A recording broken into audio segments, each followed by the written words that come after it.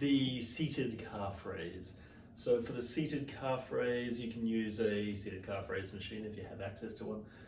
If you don't, then you can improvise. You can use dumbbells, you can use kettlebells, you can use barbells, you can load it up as much or as little as you like, depending on how strong your calves are. You can also use one leg or both. So if your calves aren't that strong, then I suggest using both. If you want to load it up a whole lot more, then you can just take the same weight over onto one knee and do that. Now, for comfort, I use a piece of plywood to support the bar, because the bar is fairly intense, resting on your knee without any sort of protection.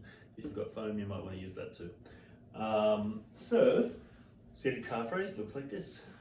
I take the weight and I rest it on my knee. I'm going to bring my calves or my heels back, just so I get not necessarily a stretch, but there is tension in this position.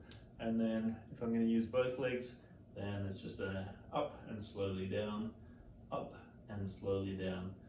If I feel so inclined, I might want to go onto just one knee at a time.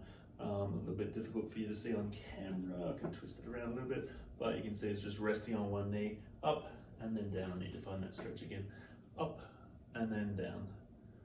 So that is the seated calf raise.